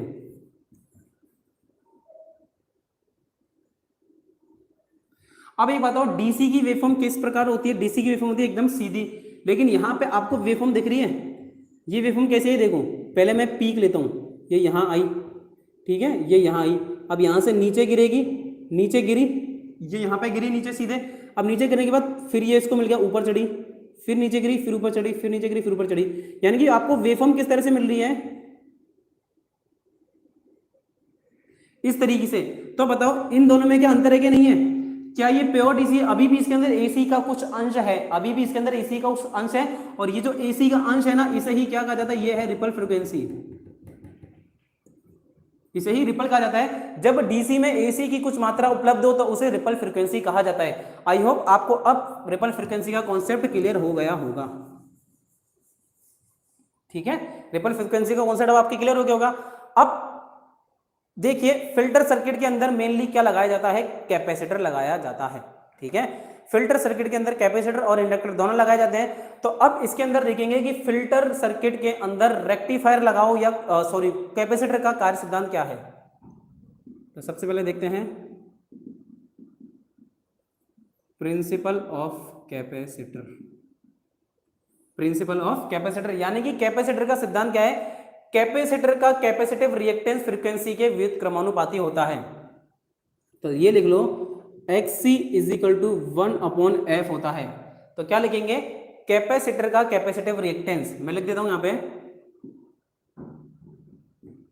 कैपेसिटिव रिएक्टेंस, यानी कि XC क्या है, कैपेसिटिव रिएक्टेंस, और कैपेसिटिव रिएक्टेंस फ्रीक्वेंसी के व्युत क्रमानुपाती होता है, ठीक है। लेकिन आप अगर देखो XC का एक फॉर्मूला और होता है, XC का एक फॉर्मूला और होता है, या फिर अपन कुछ और भी कह सकते हैं इसको, ठीक है। हाँ, XC का एक फॉर्मूला और होता है, क्या होता है, XC is equal to 2πf, ठीक है। XC is equal to 2πf भी होता है, ठीक है। नहीं, एक्चुअली में क्या होता है, अब ये आया लेकिन ये कहां से आया, ठीक है, ये आया कहां से, रिएक्टेंस की इकाई ओम होती है, रिएक्टेंस की इकाई क्या होती है, ओम होती है। तो एक्चुअल फॉर्मूला क्या होता है दोस्तों, ये यहाँ पे प्रोपोर्शनल है, XC is equal to 1/2πfc होता है, 1/2πfc होता है। तो 2π और c की वैल्यू तो कांस्टेंट है, तो यहां से निकल के क्या आया कि XC is proportional to f, ठीक है। ये निकल के आगे आपके सामने, यानी कि डीसी की फ्रीक्वेंसी क्या होती है, 0। अब देखो f यहां पे हो गया, अब अगर f का मान मान लो 0 है, f का मान 0 है, तो क्या होगा, रिएक्टेंस की वैल्यू अनंत हो जाएगी। मैं लिख देता हूं डीसी फ्रीक्वेंसी बराबर 0, यानी कि डीसी में फ्रीक्वेंसी का मान कितना होता है, 0 होता है। डीसी में फ्रीक्वेंसी का मान दोस्तों होता है 0। अब अगर ये 0 है तो मैं क्या रखूंगा, XC बराबर 1/f की जगह 0 रखेंगे, तो निकल के क्या जाएगा, अनंत, अनंत, यानी कि कैपेसिटिव रिएक्टेंस का मान निकल के आ गया अनंत, ठीक है। इसके मतलब हम कह सकते हैं कि डीसी के लिए अनंत अवरोध और पल्सेटिंग डीसी के लिए कम अवरोध उत्पन्न करता है। यानी कि देखो आप क्या कह सकते हो, यहां से कॉन्सेप्ट समझो, कैपेसिटर जो होता है डीसी के लिए बहुत ज्यादा प्रतिरोध,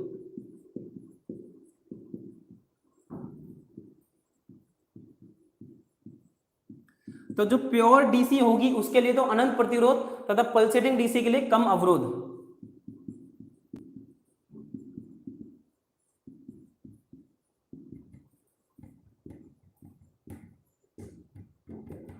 यहां से आपको यह चीज समझ नहीं आएगी, आपको समझ क्या आएगा,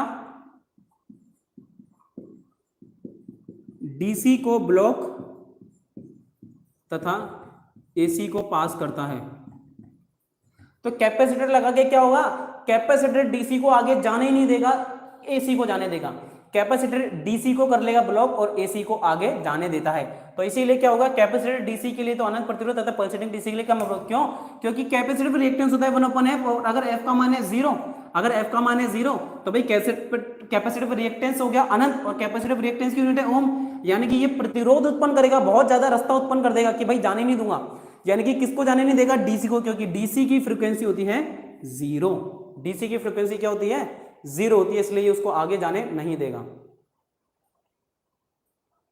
क्या ये चीज आप लोगों को सबको क्लियर है?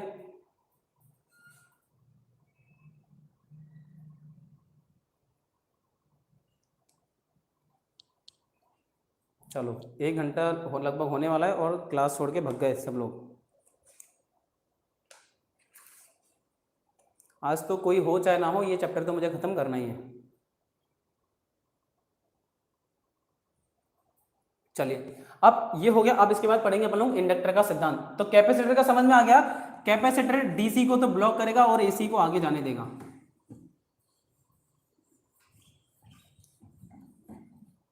अब देखेंगे इंडक्टर का सिद्धांत।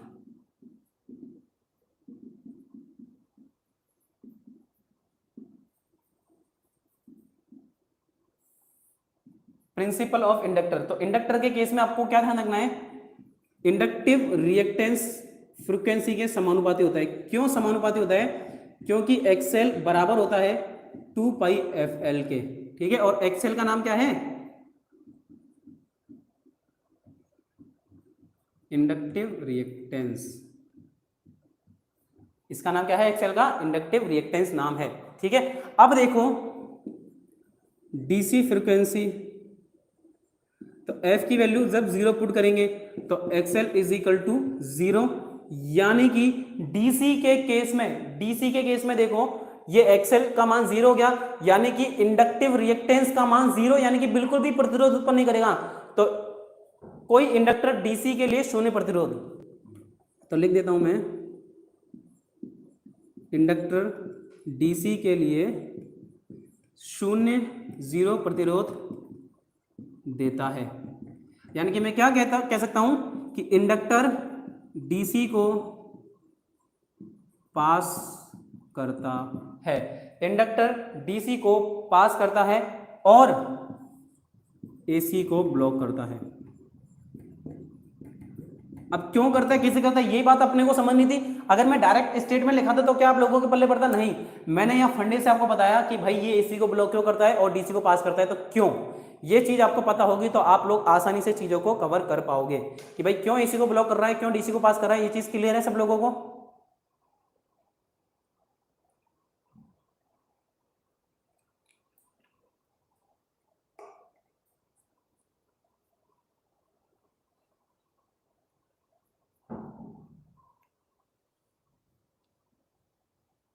चलिए क्लियर है ना, कमेंट करके बता दो भाई फटाफट से कि हाँ ये चीज आप लोगों को क्लियर है।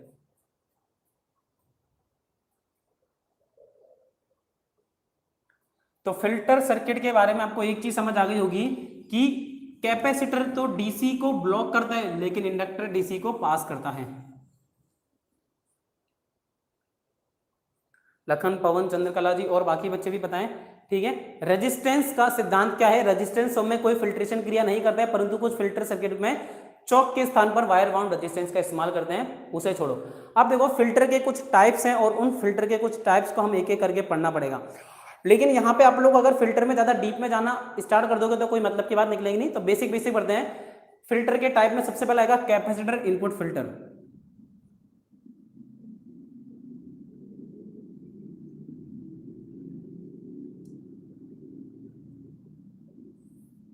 सबसे पहला आएगा कैपेसिटर इनपुट फिल्टर। तो अब देखिए डायग्राम किस तरह से बनता है। ये एसी सप्लाई दी, इस एसी सप्लाई के बाद में आपने क्या लगा दिया, रेक्टिफायर, ठीक है। इसी सप्लाई के बाद में आपने रेक्टिफायर लगा दिया। अब इस रेक्टिफायर के बाद में आपको फिल्टर सर्किट लगाना है। तो फिल्टर सर्किट में क्या लगाया आपने, कैपेसिटर इनपुट है ना, तो यहां आ गया आपका कैपेसिटर सी। और इस कैपेसिटर के बाद में लोड रेजिस्टेंस लगेगा और आउटपुट में आपको क्या मिल जाएगी, डीसी। आउटपुट में आपको डीसी सिग्नल मिलेगा। तो ये हो गया आरएल पॉजिटिव नेगेटिव, ठीक है, क्लियर है। तो बस अब आपका जो फिल्टर सर्किट है वो क्या है, ये है आपका फिल्टर सर्किट। ये इसे आप लोग क्या कहोगे, filter circuit capacitor input filter के लिए। तो इस सर्किट का इनपुट घटक कैपेसिटर होता है। अब ये कैपेसिटर हाई कैपेसिटी वाला होता है जिसे लोड रेजिस्टेंस के पैरेलल में कनेक्ट करते हैं। यानी कि देखो कैपेसिटर हाई वैल्यू का होता है, हाई वैल्यू का होता है और रेजिस्टेंस के पैरेलल में कनेक्ट करते हैं। अब यह केवल डीसी में विद्यमान रिपल के लिए, अब जो डीसी में रिपल है उसके लिए कम अवरोध उत्पन्न करेगा और उसे बाईपास कर देता है, जबकि डीसी के लिए अधिक अवरोध प्रस्तुत करता है। इस प्रकार आउटपुट में रिपल रहित डीसी प्राप्त होती है। तो देखो क्या होगा, अब यहां से जो आपको वैल्यू मिली वो डीसी सप्लाई मिली है रिपल के साथ में। अब ये कैपेसिटर क्या करेगा, जो डीसी है प्योर डीसी को ब्लॉक कर देगा और जो पल्सेटिंग एसी बची है इस आउटपुट में से, यहां जो आउटपुट है डीसी उसमें से एसी कंटेंट को तो आगे जाने देगा और डीसी को यहीं ब्लॉक कर लेगा। अब इसने प्योर डीसी को यहां ब्लॉक करा, अब यहां से खींच के मैं डीसी को निकाल लूंगा जो कि मेरी प्योर डीसी होगी। यहां से मैं प्योर डीसी को ले लूंगा, क्लियर है।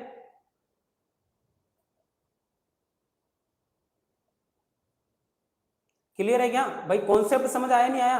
अब देखो, यह सस्ता होता है, इसके कुछ लाभ है क्या? यह सस्ता होता है, यह सस्ता होता है। देखो, अगर तुम्हें कैपेसिटर और इंडक्टर का समझ आ गया तो ये तो कोई दिक्कत ही नहीं है। दूसरी बात, वजन में हल्का व छोटा। तो वजन में हल्का भी होता है और छोटा भी होता है। क्या है? आप ही क्लास में 2 बार लगा दी। क्या कह रहा भाई? आपकी क्लास में 2 बार लगाती, क्या कह रहे हो? मुझे समझ ही नहीं आ रहा।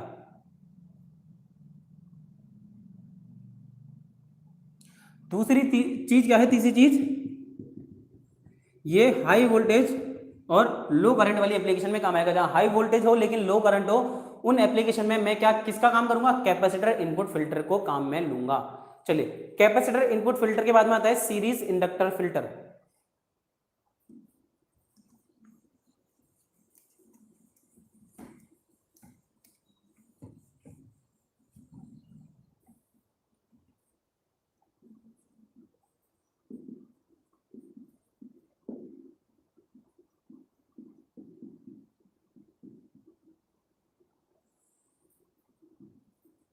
सीरीज इंडक्टर फिल्टर कौन कौन क्लास में प्रेजेंट है अभी?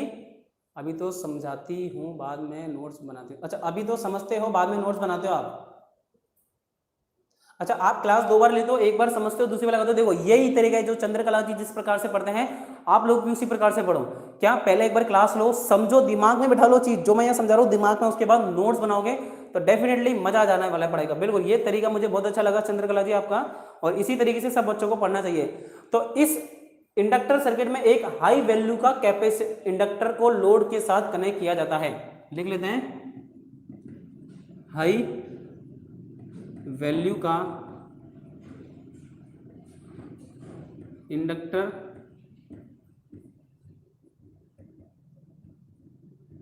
हाई वैल्यू का इंडक्टर लोड के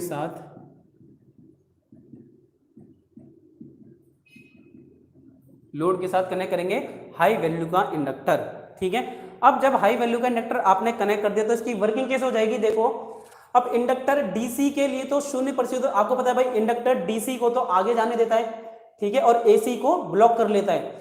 तो जब रेक्टिफायर से प्राप्त आउटपुट अब जो मिलेगा उसे क्या होगा? निश्चित मान से ज्यादा होगा, तो उस स्थिति में यह ऊर्जा इंडक्टर में चुंबकीय क्षेत्र के रूप में संचित हो जाती है तथा आउटपुट करंट का मान औसत मान से कम होने पर इसे पुनः धारा के रूप में लोड को वापस कर दिया जाता है।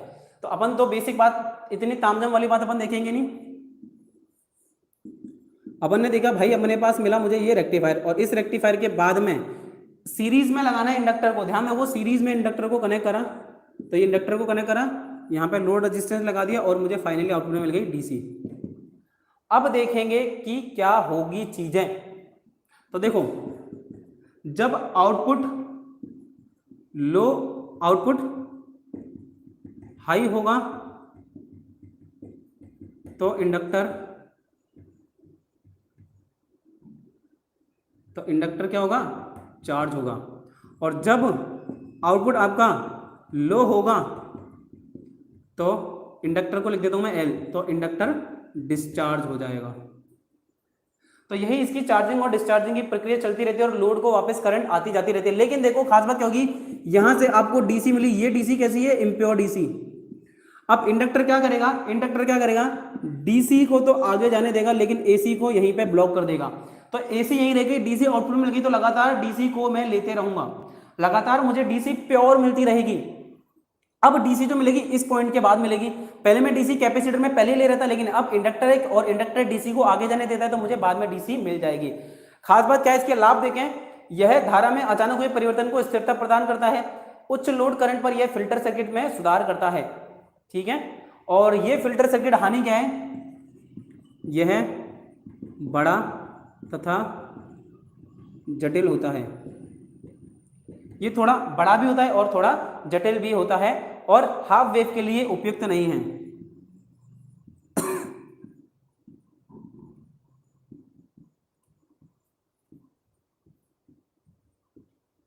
ये हाफ वेव के लिए काम में नहीं लिया जा सकता है। क्लियर है सभी लोगों को? अब तो समझती हूँ, बाद में नोट्स बनाती हूँ, तब बोला था 2 बार लगाती हूँ क्लास। ठीक है, मैं समझ गया, मैं बिल्कुल समझ गया चंद्रकला जी, आप बहुत ही अच्छा काम कर रहे हो। चलिए, तो सीरीज इंडक्टर टाइप फिल्टर आपको समझ आ गया होगा।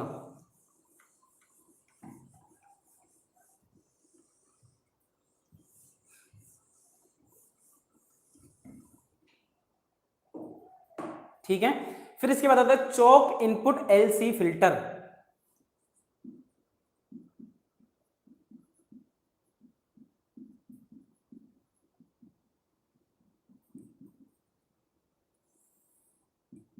चौक इनपुट एलसी फिल्टर। तो इस सर्किट का इनपुट एक घटक एक चौक होती है, इसमें एक इंडक्टर तथा एक कैपेसिटर पैरेलल में कनेक्ट होता है और लोड के साथ इसे चित्र के अनुसार कनेक्ट कर दिया जाता है। अभी जो चौक इनपुट फिल्टर है ना, इसमें अपन ज्यादा डीपली नहीं जाएंगे, सिंपल सा अपन डायग्राम देखो, ये आपके सामने डायग्राम दे रखा है, ये होगा फुल वेव रेक्टिफायर में काम आएगा। सिर्फ कहां काम आएगा? सिर्फ और सिर्फ फुल वेव रेक्टिफायर में। ठीक है, अब देखो आपको पता है इंडक्टर हमेशा सीरीज में लगा रहेगा, तो अपन ने क्या करा, ये इंडक्टर कनेक्ट कर दिया और इस इंडक्टर के साथ में मैंने एक कैपेसिटर कनेक्ट कर दिया, जब तो ये चौक इनपुट एलसी फिल्टर। और इसके बाद आपको पता है लोड रेजिस्टेंस आरएल कनेक्ट हो जाएगा, ये सी हो गया, ये एल हो गया, और फाइनली मुझे डीसी आउटपुट मिल जाएगा। डीसी में आउटपुट आपको प्राप्त हो जाएगा। ठीक है, क्लियर है? चलिए, अब इसकी थोड़ी सी वर्किंग समझने की कोशिश कर लो तो ज्यादा अच्छा रहेगा, है कि नहीं? वर्किंग समझ लेते हैं इसकी। देखिए, सीरीज में कनेक्टेड इंडक्टर, जो सीरीज में कनेक्टेड इंडक्टर है, रिपल के लिए अवरोधक का कार्य करता है। अब देखो ये इंडक्टर क्या करेगा, जो रिपल एसी है उसे तो यहीं पे ब्लॉक कर लेगा और डीसी को आगे जाने देगा। ये क्या करेगा, डीसी को यहां आगे जाने देगा। क्लियर है? अब डीसी को आउटपुट की रिपल को रोक लेता है, अब डीसी को आउटपुट की ओर जाने देता है। अब चौक के बाद पैरेलल में कैपेसिटर है, अब ये कैपेसिटर बचे हुए रिपल को बाईपास कर देता है। अब देखो, पहले तो क्या करा, रिपल यहां से आया आउटपुट, ये कैसा है, इंप्योर है, यानी कि इसके अंदर रिपल है। तो कैपेसिटर क्या करेगा, सबसे पहले देखो इंडक्टर ये डीसी प्योर डीसी को आगे जाने देगा और जितना भी रिपल है उसे यही रोक लेगा। चलिए आ गया, फिर भी कुछ ना कुछ बच के आगे बढ़ गया, तो फिर क्या करेगा, अब जो बचा कुचा एसी है उसे तो कैपेसिटर आगे जाने देगा और फिर यहां पे यानी कि इतने एरिया में मुझे प्योर डीसी प्राप्त हो जाएगी, प्योर डीसी प्राप्त हो जाएगी। क्लियर है? प्योर डीसी प्राप्त हो जाती है, तो और आउटपुट में हमें रिपल रहित डीसी प्राप्त होती है। तो इस सर्किट का वोल्टेज रेगुलेशन उच्च होता है। खास बात,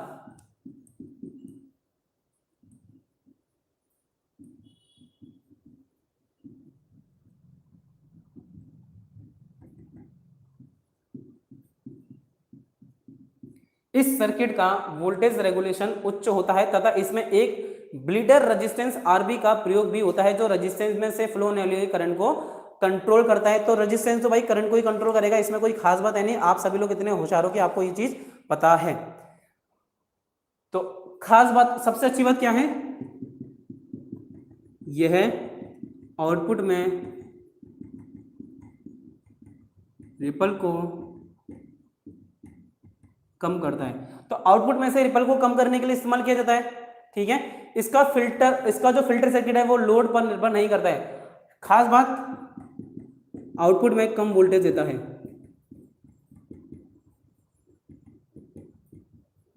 भाई एलसी फिल्टर की खास बात क्या है कि ये आउटपुट में लो वोल्टेज देता है।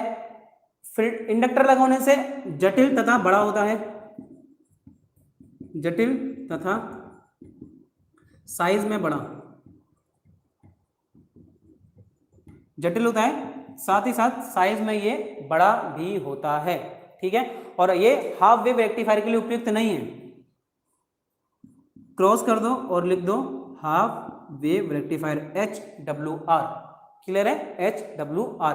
अब इसके बाद में एक लास्ट हमारा बचता है जिसे हम लोग नाम देंगे पाई फिल्टर। जैसे हम लोग क्या नाम देते हैं, पाई फिल्टर।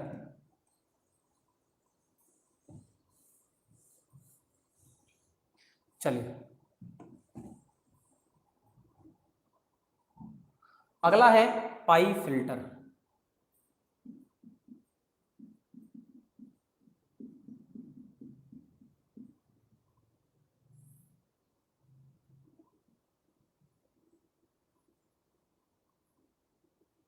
ठीक है, पाई फिल्टर है, थोड़ा सा डायग्राम बनेगा अलग, पाई जैसा बनेगा। अब देखो पाई कैसा होता है, इस शेप का होता है, तो यानी कि बीच में एक चीज आएगी, पाई ऐसा होता है ना, तो बीच में अब दो डंडे आएंगे, अब दो डंडे हमेशा किसके बनेंगे, कैपेसिटर के ही बनेंगे, और बीच में सीरीज है तो सीरीज में हमेशा इंडक्टर ही आता है बस। तो इस तरीके से पाई का आप लोग डायग्राम ड्रॉ कर लेंगे। ये हो गया RL और यहाँ मिलेगा आपको फाइनली आउटपुट। तो ये हो गया C2 C1 और L, C2 C1 और L। क्लियर है? बस इतना सा इसका डायग्राम आप लोग ध्यान रखो। फिल्ट्रेशन प्रक्रिया, इसमें 3 लेवल की फिल्ट्रेशन प्रक्रिया होती है। अब देखो, जब सर्किट C1 में करंट आउटपुट आया, अब यहां पे क्या होगा, इसने क्या करा, जितने भी DC है उसको ब्लॉक करा और AC को आगे जाने दिया। क्या करा, AC के अवयव को तो बाईपास कर देता है और बचे हुए AC के अवयव चौक L द्वारा, अब बाकी बच गया, AC को आगे जाने दिया, फिर यहां से बचा हुआ DC आगे चला। अब इसने क्या करा, AC को ब्लॉक कर लिया और DC को आगे जाने दिया। अब यहाँ पे आके भी कुछ ना कुछ मेरे पास में AC बचा, तो ये उस AC को जाने देगा और यहाँ पे अगेन मुझे क्या होगा, प्योर DC आउटपुट में प्राप्त हो जाएगी। अगेन प्योर DC मुझे आउटपुट में प्राप्त हो जाती है। तो ये हो गया, बस अपना काम यहीं पे खत्म, अपना काम यहीं पे खत्म हो गया, पाई फिल्टर। अब इसके बाद में कुछ जनरल बातें जो हमें करनी है।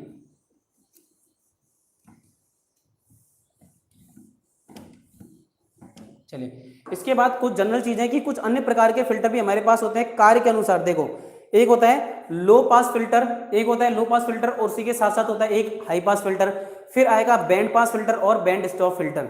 इन सब फिल्टर में देखो, लो पास फिल्टर क्या है, जो फिल्टर एक पूर्व निर्धारित फ्रीक्वेंसी से कम फ्रीक्वेंसी की करंट के लिए निम्न अवरोध, देखो मान लो कि एक सेट फ्रीक्वेंसी कितनी है, 50, तो जो 50 से कम तो होगा लो और 50 से ज्यादा होगा हाई। तो वो जो फिल्टर एक सेट फ्रीक्वेंसी से कम फ्रीक्वेंसी के लिए कम अवरोध उत्पन्न करता है उसे क्या कहते हैं, तो जो लो फ्रीक्वेंसी पे काम करेगा, लो F, ये हाई है फ्रीक्वेंसी, तो इसे क्या कहेंगे, बैंड पास लो पास फिल्टर, लो पास फिल्टर। और जो एक निश्चित फ्रीक्वेंसी से हाई फ्रीक्वेंसी के लिए कम अवरोध का मार्ग उत्पन्न करता है उसे क्या कहा जाता है, high pass filter, high pass filter कहा जाता है। अब बैंड पास फिल्टर, जो फिल्टर सर्किट आवृत्ति के एक संकीर्ण समूह की करंट के लिए, यानी कि एक बीच का मार्ग, यानी कि इस करंट के लिए, तो इसे कहेंगे बैंड पास फिल्टर। आवृत्ति के एक निश्चित समूह के लिए निम्न अवरोध उत्पन्न करता है उसे बैंड पास फिल्टर कहा जाता है। बैंड स्टॉप फिल्टर, तो जो निश्चित समूह के लिए, देखो बैंड पास फिल्टर तो पास करेगा लेकिन जो एक निश्चित समूह को स्टॉप करे उसे क्या कहा जाता है, बैंड स्टॉप फिल्टर। यानी कि ये बैंड स्टॉप फिल्टर क्या करेगा, इस 50 फ्रीक्वेंसी के लिए तो रास्ता नहीं देगा लेकिन बाकी लो और हाई फ्रीक्वेंसी के लिए रास्ता उपलब्ध करवा देगा। फिर आता है डिजाइन के अनुसार सिंगल फिल्टर घटक सर्किट, जिसमें L सिंगल होता है, ठीक है, उस तरह कहेंगे तो उसमें हमें ज्यादा ध्यान देने की आवश्यकता नहीं है। तो आप लोगों ने सब्र करा, अभी जो 5 लोग क्लास में प्रेजेंट है फटाफट से मुझे कमेंट करके बताएंगे। मेरे सबसे पवन, चंद्रकला जी, लखन, ये 3 लोग तो क्लास में प्रेजेंट है। इसके अलावा जो क्लास में प्रेजेंट है फटाफट कमेंट करके बता दो, अपनी अटेंडेंस लगा दो। जिसने भी अभी तक वीडियो लाइक नहीं करी तो वो वीडियो को लाइक भी कर देगा। ये ध्यान रखना, बाद में जो लो पास लो हाई फिल्टर ये मैंने पढ़ाई नहीं है, कोई नहीं बोलेगा मैंने पढ़ा दिए हैं।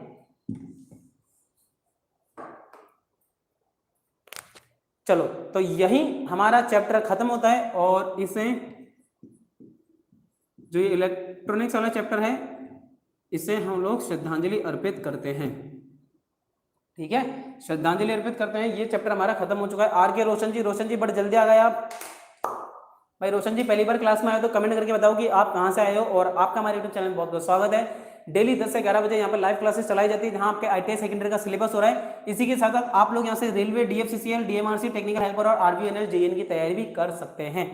चलिए, तो फटाफट से बताएं कौन कौन लोग हैं जो पहली बार आए हैं, कमेंट करके बताएं अपना। अब कल सेम टाइम पे, अच्छा अब ये बताओ, जो मैंने कल क्लास कराई थी तो उसमें कोई आया था 5:30 बजे वाली क्लास में? कोई भी नहीं आया था। भाई 5:30 बजे वाली क्लास में कौन कौन से बच्चे आए थे? कोई भी नहीं आया था।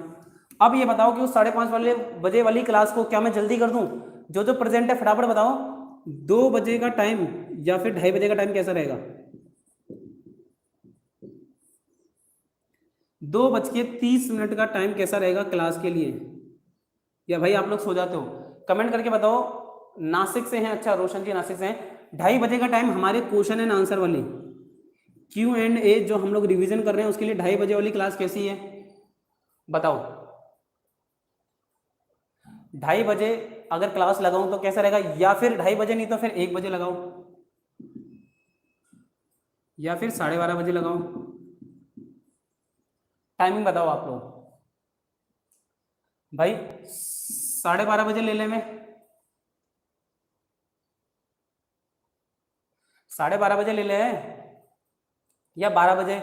12 बजे का ऑप्शन भी खुल रहा है। 12 बजे, 12:30 बजे, 5:30 बजे ही सही है। और बाकी बच्चे बताओ भाई। 5:30 तो फिर बहुत ज़्यादा लेट हो जाता है, या तो फिर 5 बजे करना पड़ेगा। चलो 5 बजे का टाइम फाइनल कर दे क्या? चलो 5 बजे का टाइम फाइनल है, ठीक है। पवन 5 बजे का टाइम मैं फाइनल कर रहा हूँ। और नायडू जी जो भी हो ध्यान रखें, 5 बजे हमारी क्लास एग्जैक्ट स्टार्ट हो जाएगी। 5 बजे मैं एग्जैक्ट क्लास को स्टार्ट कर दूंगा, ठीक है। समझ गए? लखन आप सबको आना है, तंजिल तो क्लास से चला गया है। अच्छा, अब कल से हम लोग अपने नए चैप्टर को स्टार्ट करेंगे। कल की बात भी कर लेते हैं कि कल से हमारा नया चैप्टर स्टार्ट होने वाला है। लखन सिंह में खुजवाला सा, अच्छा खुजवाला से है, खजूवाला से हैं आप। हाँ 5 बजे का टाइम मेरी तरफ से फाइनल कर रहा हूँ। कल हम लोग पढ़ेंगे ट्रांजिस्टर और एम्पलीफायर वाला चैप्टर, ठीक है। कल से हम लोगों का ट्रांजिस्टर एंड एम्पलीफायर वाला चैप्टर स्टार्ट हो जाएगा, ठीक है। तो कल सब लोगों को टाइम पे आना है। ये चैप्टर भी थोड़ा बड़ा है और कुछ ज़्यादा ही बड़ा है और थोड़ा कॉम्प्लिकेटेड भी है, तो सब लोग टाइम पे आएंगे और क्लास अटेंड करेंगे। चलिए आज की क्लास के लिए धन्यवाद दोस्तों, मिलते हैं कल सेम टाइम में अपनी नेक्स्ट क्लास में।